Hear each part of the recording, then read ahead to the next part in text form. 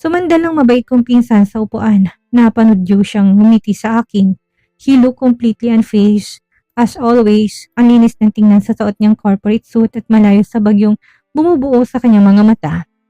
Ang bastardong ito, hinahamon niya ako na wasakin ang pasensya ko. I told you, the Phoenix Holding collapse is just his loss. We're talking about the 20% stake in our real estates division. O baka sinasadya mong kalimutan?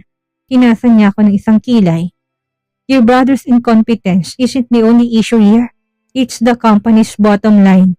You know, our bottom line? Don't patronize me, Bew. Asik ko, matigas ngayon ang tono ko. I'm well aware of what is stake. Pero ano?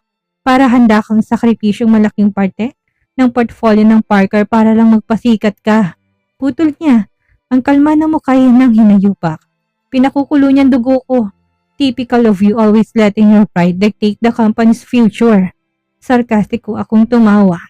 Pagsabihan ba naman ako na pasikat, siya naman ang pasikat sa amin. This isn't about pride. It's about responsibility. Phoenix has been siphoning funds and leveraging assets we agreed would stay untouched. If we rescue him now, he'll set a precedent. Kapag bumiliyaso siya, siguradong ayusin natin yun. No, dapat hayaan natin siyang harapin ang mga consequences. Nakakatuwa namang marinig yan mula sa'yo, ang self-appointed savior ng pamilya. If your father is here, don't bring him into this. Babala ko, manipis ng pasensya ko. Pareho kaming tumahimik, makapal at nakakasakal ang tensyon sa pagitan namin. Tila lumiit ang malapad na silid na ito. Walang gustong magpatalo sa amin. Ever since I took over as CEO, Bew had made it his mission to undermine me at every turn. Pinsan ko siya, oo, pero karibal ko siya. Palagi yun, hindi na magbabago. Nawawala ngiti niya na nangalumbaba sa lamesa. Let's get one thing straight, Jyrone. Kuminto siya.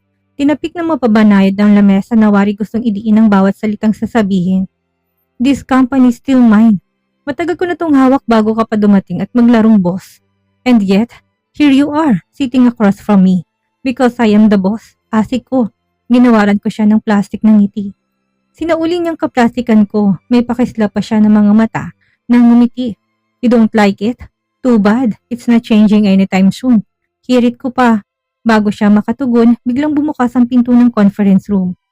I turned half expecting one of the junior executives or maybe our assistant. But no. Si Milena lang pala. Dinagdagan pa ng isa. Buisit, paano ba makawala sa mga taong to, darling? Kumalansing ang kanyang masayang boses. Walang kaalam-alam na nasa gitna siya ng gyera. Surprise! Lumiko lahat ng linya sa mukha ko. Inirapan ko siya. Nagfi-feeling maganda siya sa harap ko. Hindi ako nadala sa elegante niyang ngiti. Talbog din sa akin ang fitted white na blazer at pencil skirt niya. Hindi pa sapat sa kanyang sobrang hapit sa katawan na damit. Nakakapikong tingnan. Nanggaling ng Dubai, 3 araw lang ginawa para ipasikat ang luho sa iba. Walang-wala naman ang tatay niya. Kung hindi sila kumakapit sa amin, wala rin silang pera. Masaya pa sana ako nung nawala siya pero heto. Milena, what are you doing here? Usal ko. Perfect timing ka talaga. Kakarating ko lang kaninang umaga, informa niya. Nilampasan niya si Bew na hindi mo lang tinignan. Dire-diretso siyang tumungo sa akin. You know, I couldn't wait to see you. Bago ako magreklamo, yumuko siya tinalikan ako sa pisngi. Lihim ako ng diri. Natuod ako sa kinaupuan ko, matuloy siyang tinignan. Milena, we're on a meeting. Tinatamad kong sabi. Alam ko, kaso namimiss kita eh. She murmured, batting her eyelashes innocently. Sarap batukan. Tinignan niya si Bew na nakasimangot ngayon. Makulimlim ang mukha gaya ng panahon sa labas. Kulang na lang ay kumulog at kumidlat. Hello Bew, it's been a while, bati niya. Good to see you again, tipid nitong tugon. May malitong ngiti pero hindi. May kukubli ang mala calculator nitong tingin sa fiancé ko. She returned the smile, then turned back to me. What's going on? She seems tense in here. It's business. Huwag ka na makasawsaw. Tumagis ang bagang ko, tinignan na masama si Bew. But I do worry about you, Jyrone. You look so tired. Malandi niyang saad. We'll talk later. Blankong mukha na sagot ko. But, wala ka bang mga mata? Tatapusin ko muna si Bew. Kaya umalis ka na. Nainis kong sigaw. Milena blinked, taken aback, but quickly composed herself. Fine, I'll wait you outside. Then, saad niya, binigyan niya ako ng ngiti na hindi aabot sa tenga. Without another word, tinalikuran niya kami at mabilis na lumayas. Bravo! You always did have a talent for picking woman who make things interesting, pangasar niya sa akin. Tumahimik ka, singhali ko. Minasahe ko sentido, nararamdaman ko ng headache na nabubuo sa ulo ko. Gumisi siya na parang hinahamon ako. You think you're in control, don't you? Tinan mo ang paligid mo, Jairon. Chumachacha lang yung fiancé mo na akala pagmamayari niyang lugar na to. Pinapahirapan pa tayo ni Phoenix at yan one misstep away from losing everything. Sinalubong kong titig niya. Gusto mo rin hindi ba? Umukit ang maras ng ngiti sa labi. Ayoko lang makitang kumpanyang nalulugi dahil sa matigas mong ulo. We're family after all. Natawa ko sa sinabi niyang family. Anessa, POV. Huwag kang malikot, Raven. Saway ko sa anak habang binubotones kong button-up shirt niya. Heto ang kulit, hindi mapakali. Sabi ko nang huwag malikot eh. Mommy, tara na, nasasabik niyang tanong. Unang beses niyang pupunta sa mall kaya ganun ka-hyper. Wala kasi nun sa Belgium, kaya nako-curious siyang puntahan ang gusali. Niyakap kami ni Nova pati ng ibang pinsan namin. Kaysa magmukmuk kami sa bahay, gagala na muna kami. At least makita ng mga batang mga tanawin dito. Ayaw ko sanang pumayag. Natatakot kasi ako na baka mag-cruise ulit ang landas namin ni Jairon. Asan na bang bag mo? Aalisan tayo kapag kompleto ng gamit mo. Reklamo ko sa kahinagilap ang bag niya. Mommy, I got it. Pilo siyang tumawa habang sinusuot ang backpack. Lumabas ang dimple niya sa kanang pisngi. Naantig ako kasi magkamukha sila ng tatay niya. Gayang-gaya nito kapag ngumingiti. Putik, ang aga-aga na alala ko na naman ang hinayupak na yun. Bakit kasi naging carbon copy niya ang mukha ni Jairon? Pesting lalaki, gusto ko nang makalimutan pero pinapaalala ulit ako. Papasyal tayo sa mall kasamang mga pinsan mo. Kaya nakikiusap ako na wag kang gagawa ng kalokohan ngayon. Babala ko sa kanya bago kami lumabas ng bahay. Roger, ma'am. Promise, magpapakabait ako, sabi niya sabay saludo. Yumukod ako upang ayusin ang magulong buhok niya para magmukhang presentable. Hindi kasi mahilig magsuklay. Babangon at matutulog ng ganyan ng buhok. Malapit ko nang matapos ang dumalas siya sa harap ko. Bumungis-ngis akong tinatakasan. Can I have Rocky Road ice cream, mommy? Pagdedemand niya. If you behave, nakangiti kong sad. Now let's go. Tinungo namin ang sasakyan. Punong-puno ng taong mall ngayong Sabado. Labas-masok ang mga mamimili. Rinig na rinig ang tawanan ng mga bata nang humahalo sa tugtog ng Christmas music sa overheard speaker. Bigpit kong hinawakan ng maliit na kamay ni Raven habang naglalakad kami sa gitna ng maraming tao. Nasa tabi namin si Nova, nakangiti habang nakikipagkwentuhan sa isa pa naming pinsan. Nasa kaliwa ko si Dorothy, hawak sa bewang anak na si Chloe na kanina pa nagwawala. Wow, look mom, ang ganda ng mga ilaw. Ang aga naman ng Pasko dito, sabi ni Raven na hinihilang kamay ko. Tinuturo nitong malaking Christmas tree sa gitna ng atrium. Umawang ang bibig ko. November pa lang pero may Christmas na dito. Hindi ko kailangang mamangha kasi normal yun sa Pilipinas. Not so fast. You should stay close. Hinigpitan kong pagkakahawak sa kamay niya. Tumibok na mabilis ang puso ko sanhi ng pag-alala. Let him go, Anessa. Huwag ka mag-alala. Biro ni Nova matapos niya akong sikuyin. Nandyan na ng puno. Hindi naman siya lalayo. May rason ako. Pilit kong umiti pero hindi nawawalang tension sa dibdib. He's always running off. And I'm not going through another panic attack. Pero nagsasalita ako, hinila ni Raven ang kamay mula sa pagkakahawak ko. Piliw siyang umiti at tumakbo sa gitna ng mga tao. Nawala siya na parang usok sa ere. Kinuyog ako ng takot. Raven! Sigaw ko sa matalas na boses. Inikot kong buong paligid pero wala. Nasaan ka? Relax, hanapin natin siya. Hindi pa yun nakakalayo, sabi ni Nova. Tinapik pang balikat ko. Ako na natatarantay tilag sa sabog na. Nawala ko na minsan sa Raven at ayoko nang mangyari ulit. Ayoko magkita ulit kami ni Jairon. Napagdesisyonan ko itago ang anak namin habang buhay. Tama na minsan pagiging parte niya sa buhay ko. Mistulang tunog ng kulog ang dumagungdong ng puso ko habang hinahanap ko si Raven. Sinuong ko lahat ng parte pero hindi ko siya nakita. Ayun siya, anunsyo ni Nova na tinuturo si Raven. 10 metrong layo mula sa amin. He was standing next to a tall man in a charcoal gray suit. His tiny face looking up with wide, curious eyes as he tugged on the man's sleeve. Tumindi ang kaba ko. Hindi pwede. Ayoko makita si Jairon sa ganitong sitwasyon. Gusto ko silang lapitan pero natatakot ako. Kaya nagtago ako sa likod ng poste. Tahimik kong sinusurin sila ng mabuti. Kumislot ako nang hinawakan ni Jairon ang kamay ni Raven. Sinukluban ako ng takot na baka kukunin yung anak ko. No, hindi pwede. Jairon, matapos mo akong traidorin, hindi ko hayaang makuha mong anak ko. Akin lang si Raven. Hindi ko matitiis sa pagmasdan sila ng ganito. Lumabas ako. Naikuyom kong aking mga kamay habang mabilis silang sinusugod. Wala akong pakialam kung makikilala niya ako. Sisiguraduhin ko lang na hindi niya makukuha ang anak ko. Akma akong kakalabitin ang likod ng balikat niya nang bumaling siya sa akin. Sa laki na sorpresa ko, hindi tong taong nalapis kong kinatatakutan.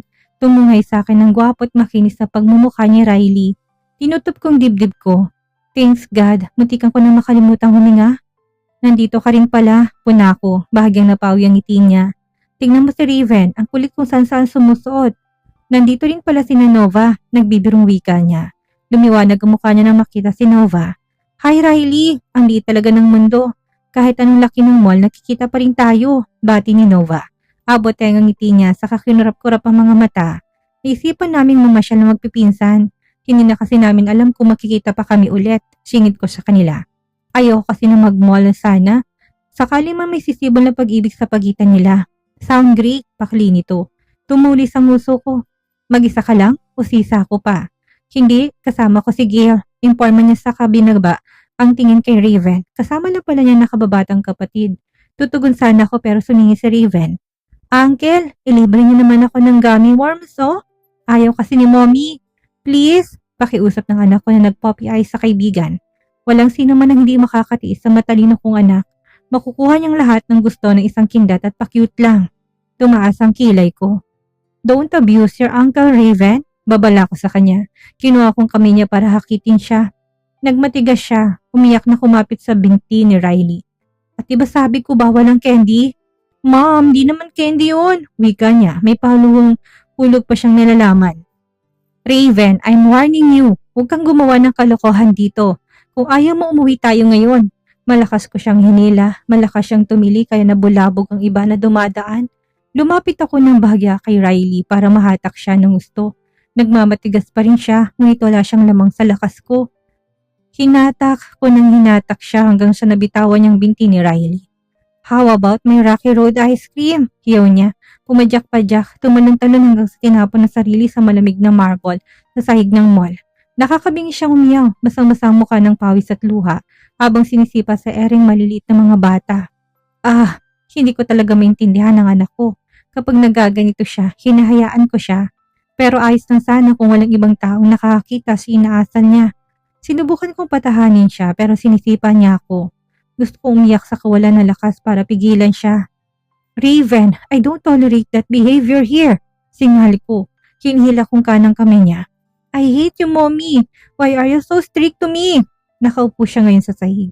Kinukusot ang mga mata niya. Parang hinahating puso ko na sabihin hate niya ako. Umupo ako sa harap niya saka tinutup ang kamay na magkabila niyang pisngi. Listen to me, sabi ko sa matigas na ekspresyon. Ginagawa ko lang to para sa kabutihan mo. Hindi kita pinapakain na matatamis dahil sa nasisira mong ngipin. Lumambot ang mukha niya. Ginagap kong kamay niya, tinata ko siya pa itaas. Ngayon lang ha, bibigyan kita ng ice cream. Pagkatapos ng eksena naming dalawa kahapon, nadatnan ko sarili na tumatakbo pasakay ng MRT. Magulo at nagsisiksikan ng mga tao. Ayokong pawisan ngayong umaga, kaso heto sinampala ko ng kamatis sa pisngi. Nalaman ko nung tinignan ko ang bintanang salamin. Taginting ang simplisidad sa anyo ko ngayon. Nakasuot ako ng color de gatas na minimalist dress. Nakabraid ang mahaba kong itim na buhok. Simpleng aking makeup na pinatingkad ko ng namumulang mga labi. Sasalakayin ko ang kaharian ng mga Parker ngayong araw. Tutungo ako para mag-apply bilang marketing strategist ng kumpanya nila. Unang hakbang ko to patungo sa tatay ko. Malilintikan siya sa akin kapag naabot ko ng pinakamalapit na posisyon. Aagawin kong kumpanya, ako nang susunod na magmamay-ari. Oops, sumobra yata ako. Nung akong pinangarap na maging isang CEO. Heto, napamanga ko sa matayog na gusali ng Parker Tower. Ang sikat na gusali sa buong Kamay nilaan. Ilang floors naman kaya ito? Nakakatakot akyatin. Humugot ako ng malalim na hininga bago pumasok sa loob. Naisara kong bibig sa elevator. Kanina pa kasi nakauwang habang inobserbahan kong alindog ng gusaling to. Kompleto kasi to. May mall, may hotel at may opisina. Yumuko ako para tignan ang sinulat ng front clerk kung saan at anong palapag ang opisina ng may-ari. Sinabi nilang bago ng CEO ngayon, hindi na si Matthew Parker. Bahagya ako nasaktan pero okay lang. Kung ganun anak niyang boss ngayon. Bale, half-brother ko to. Sarap na sarap ako sa iniisip ko na may tumabi sa akin. Kahit hindi ko siya tignan ng diretso, alam ko makisig siya. Itim na sutang suot niya at sumasabog ang madilim niyang aura. Ninakawan ko siya ng tingin sa gilid ng mga mata ko. Ang tangos ng ilong, ang taas ng pilik mata. Malinis at mabango siya. Pero pamilyar sa akin ang perfume niya. Kapareha sila ng lalaking minsan ko nang minahal. Naikuyom kong mga kamay. Hindi ko mati sa pagnakawan siya ng tingin. Inikot kong ulo at mabilis sa tinanggal ang mga mata. This person. Timing ang pagtunog ng elevator. Tinakip kong folder ng mukha ko. Pinalabas ko muna ang mga tao sa kaunang pumasok sa loob. Nasa mukha ko pa rin ang folder na maramdamang pumasok siya. Pinindot ang button na tinabihan ako. What do you think you're doing? Natatawang tanong niya sa akin. Hindi ko makakalimutan ang baritono niyang boses. Natutunaw ako. Hindi ko alam ang gagawin ko. Hindi ko alam kung paano ko siya matatakasan. Hindi po ako pwedeng tumingin sa inyo kasi may sore eyes ako. Baka mahawaan ko po kayo. Pagdadahilan ko. Iniba kong boses para hindi niya ako maalala. Pinagtataka ko lang, anong ginagawa niya dito? Ay, nakalimutan ko. Isa nga pala siyang Parker kaya nandito siya. Sayang naman, hindi ko malalaman kung maganda ka o hindi. Sarkastiko niyang ngirit. Sumalpok ang kilay ko, hindi pa rin siya nagbabago. Nakatatak talaga sa kanya ang pagiging sarkastiko. Isa sa mga dahilan kaya na-inlove ako noon sa kanya. Tumigil ka, Anessa. Bawal pag-usapan ng pag-ibig ngayon. Dapat mong kamuhian itong katabi mo. He doesn't deserve your love. Ano sadya mo dito? Tanong niya sa akin matapos ang ilang sandali. Mag-a-apply po, pakli ko. Suminghap siya. Paano mo naman naharapin na mag-interview sa'yo kung ganyan ka? Mabuti umuwi ka na muna, miss. Pagalingin mo mga mata mo saka mag-apply ka ulit. Hinayupak. Akala mo kung sino umasta. Uutusan ba naman akong umuwi? Urgent hiring ngayon at sayang naman kung hindi ko susunggaban. Ayoko po, mister. Misa lang darating ang opportunity na to. Sayang naman kung hindi ko susunggaban at isa pa, pangarap ko talaga magtrabaho dito at susunod ng marketing manager. Mahangin kong pahayag. Mula sa gilid ng mga mata ko ay nakita kong umuwi siya. Sa hindi malamang panahon, bigla niyang inikot ang ulo para silipin ako. Mabilis kong natakpan ang mukha sa tuwing iikot siya at sisilipin. Salamat, folder. Kung wala ito, ano na lang ang gagawin ko? At dito na po nagtatapos ang kabanata ng ating kwento at sana'y muli niyo po akong samahan sa mga susunod pang kabanata. Maraming salamat po at ingat po tayong lahat.